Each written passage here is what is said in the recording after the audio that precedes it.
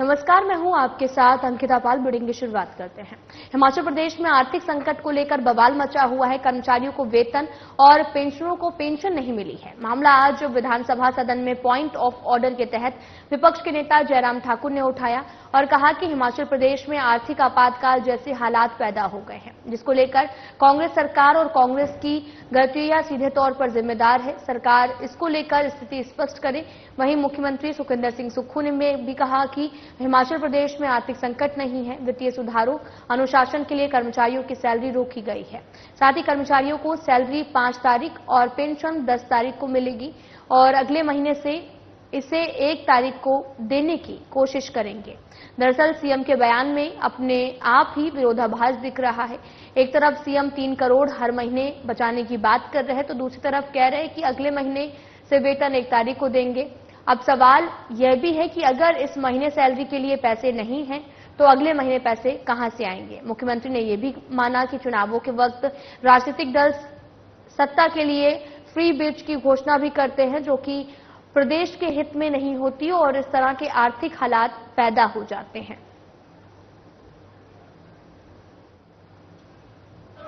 देश जो है वो हिमाचल प्रदेश की आर्थिक स्थिति को देख करके चिंतित है और हम सब लोग भी उसमें शामिल हैं।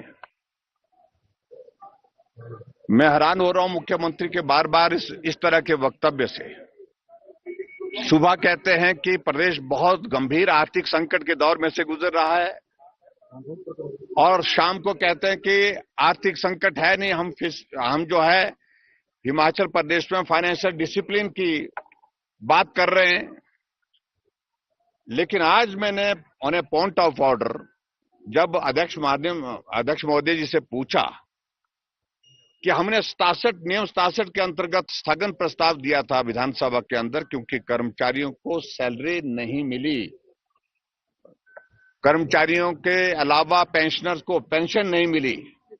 आज सितंबर की 4 तारीख बीत गई है।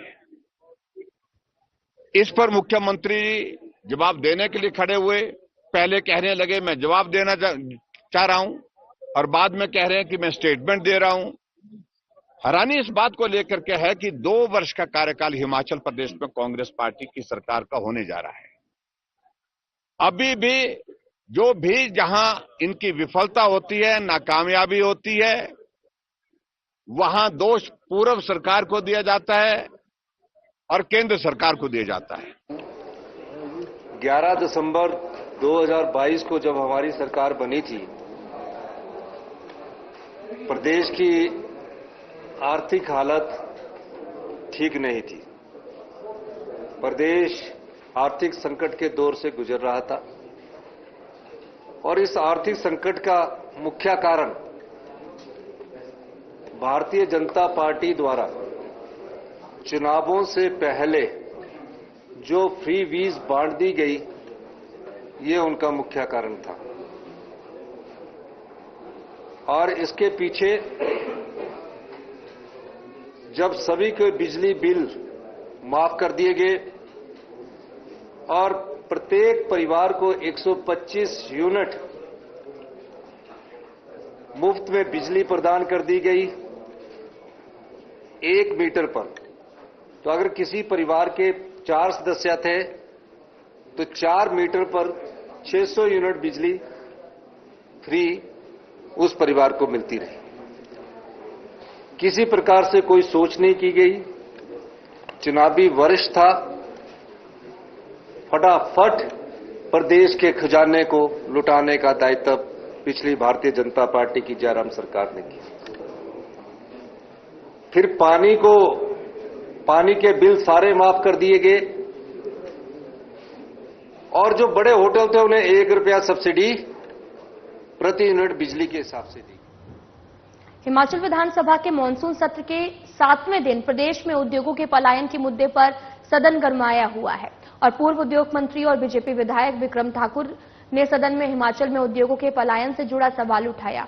विक्रम ठाकुर ने अपने सवाल में पूछा कि पिछले 1.5 साल के कार्यकाल में कितने उद्योग हिमाचल के अंदर लगे हैं। इसको लेकर सरकार की ओर से दिए गए जवाब में 5293 उद्योग लगने का आकलन भी, जो आंकड़ा है वो भी सामने आया और अब इसको लेकर विवाद शुरू हो गया है। उद्योग मंत्री ने सरकार पर सदन के अंदर झूठे आंकड़े पेश करने का आरोप लगाया है, जिससे पूर्व उद्योग मंत्री बीजेपी विधायक विक्रम ठाकुर ने मीडिया से बातचीत में कहा कि उद्योग मंत्री इन उद्योगों में मुख्यमंत्री स्वावलंबन योजना के तहत शुरू हुई यूनिट को भी जोड़ रहे हैं, जबकि पिछले 1.5 सालों से मुख्यमंत्री स्वावलंबन योजना प्रदेश में लगभग बंद पड़ी है। सब्सिडी का पैसा सरकार नहीं दे पा रही है। इसके अलावा प्रदेश में सरकार की नीतियों को लेकर उन्होंने सरकार को जमकर घेरा है। आज विधानसभा के अंदर एक प्रश्न लगा कि पिछले 1.5 वर्षों के अंदर हिमाचल प्रदेश के अंदर कितने नए उद्योग लगे हैं और कितने उद्योग जो हैं जो जहां से चले गए हैं और उनको रोकने के लिए सरकार क्या उपाय करेगी। मुझे इस बात का दुख है कि आज विधानसभा के अंदर जवाब ये दिया गया कि 5,293 उद्योग लगे हैं पिछले 1.5 साल में। आप किसी अनपढ़ व्यक्ति को भी ये प्रश्न पूछेंगे तो वो भी ऐसा जवाब नहीं देगा। 5,293 यह उद्योग जो है वो पिछले 1.5 वर्षों में लगे हैं। सरासर गलत है, सरासर झूठ। सोलन जिला बीजेपी ने आज से अपना सदस्यता अभियान शुरू कर दिया है। सभी बूथों पर बीजेपी ने 200 सदस्य बनाने का लक्ष्य रखा है और सोलन में बीजेपी उपाध्यक्ष सह पूर्व मंत्री डॉक्टर राजीव सैजल और जिला अध्यक्ष रतनपाल ने सदस्य बनकर इस अभियान की शुरुआत की है। ये जानकारी बीजेपी उपाध्यक्ष डॉक्टर राजीव सैजल ने सोलन में आयोजित पत्रकार वार्ता के दौरान की। बीजेपी उपाध्यक्ष डॉक्टर राजीव सैजल ने बताया कि प्रदेश में बीजेपी की 8,000 बूथ हैं, जिसमें से 16 लाख सदस्य बनाए जाएंगे। सैजल ने कहा कि सर्वव्यापी बीजेपी हर व्यक्ति तक पहुंचना चाहती है, सभी को अपने साथ जोड़कर बीजेपी की नीतियों के साथ राष्ट्र निर्माण में जाना चाहती है। उन्होंने आगे क्या कहा है, आपको सुनाते हैं। भारतीय जनता पार्टी का सदस्यता अभियान, राष्ट्रीय सदस्यता अभियान, पहला सदस्यता अभियान 2014 में हुआ था और उस सदस्यता अभियान के माध्यम से 11 करोड़ सदस्य बना करके भारतीय जनता पार्टी विश्व की सदस्यता के लिहाज से सबसे बड़ी पार्टी बनकर के उभरी थी। उसके बाद 2019 में सदस्यता अभियान हुआ, तकरीबन 18 करोड़ सदस्य पूरे देश भर के अंदर जो है वो पार्टी ने बनाए। अब पुनः कांगड़ा जिला में नारकोटिक्स के मामले और दुर्घटनाओं के मामलों को रोकने के लिए जगह जगह पुलिस द्वारा नाकाबंदी की जा रही है। इसी के तहत कांगड़ा जिला में मोटर वाहन अधिनियम के तहत मामले भी दर्ज किए गए हैं। कांगड़ा जिला के कई क्षेत्रों में पुलिस द्वारा नाके लगाए जा रहे हैं ताकि यातायात नियमों की अवहेलना करने वालों पर कार्रवाई की जा सके। वहीं एसपी कांगड़ा शालिनी अग्निहोत्री ने कहा कि हर महीने क्राइम मीटिंग होती है। कांगड़ा जिला में स्टैटिक और मोबाइल नाकाबंदी की जा रही है, जो इस पूरे महीने जारी रहेगी। उन्होंने कहा कि लोगों की और भी शिकायतें हमें मिली हैं। कुछ गाड़ियों के साइलेंसर और साउंड लिमिट से बाहर होती है, शाम के समय ओवर स्पीड और स्टंटबाजी करते हुए वाहनों को चलाते हैं। ऐसे लोगों पर पुलिस की ओर से कार्रवाई की जाएगी।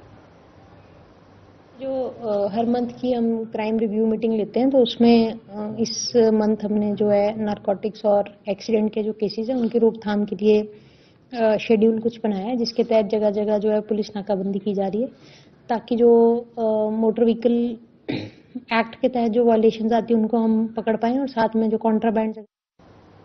उपमंडल संग्राह के अंतर्गत आने वाले क्षेत्र श्री रेणुका बांध जन संघर्ष समिति की बैठक पंचायत भवन ददाहू में संघर्ष समिति अध्यक्ष सह संयोजक प्रताप सिंह तोमर की अध्यक्षता में संपन्न हुई। बैठक में विस्थापितों से जुड़ी कई समस्याओं पर मंथन करने के उपरांत भारी संख्या में आए विस्थापितों का दल पंचायत भवन के HPCL कार्यालय तक जुलूस निकालकर बांध प्रबंधन के खिलाफ जमकर नारेबाजी करते हुए अपनी भड़ास निकाली है।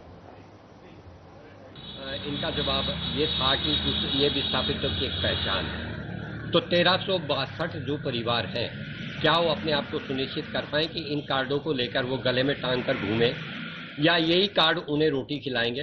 तो हम जो श्री रेणुका बांध जनसंघर्ष समिति है, इनके किसी भी कथन से सहमत नहीं है और हम बांध प्रबंधन को चेतावनी देना चाहते हैं कि बांध प्रबंधन यदि हमारी जो आज मांगे हमने इनके समक्ष रखी हैं उन्हें पूरा नहीं करती है तो हमें मजबूरन सड़कों पर उतरना पड़ेगा और धरने देने पड़ेंगे।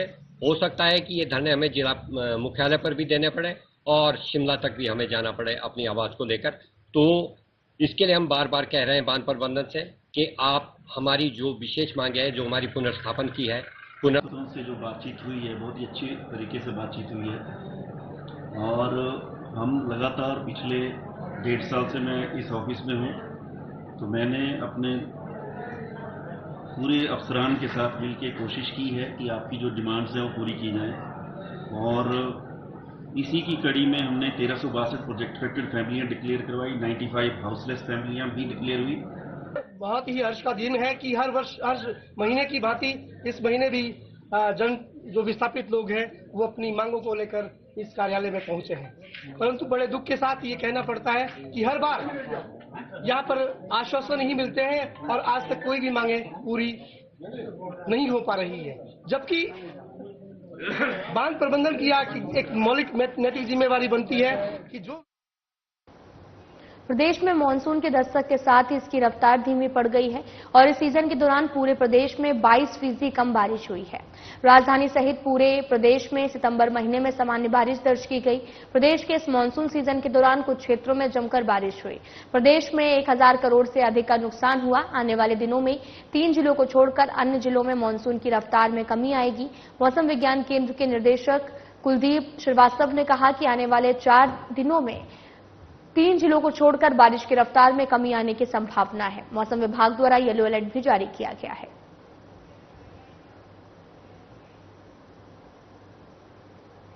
फिलहाल में इतना ही। नमस्कार।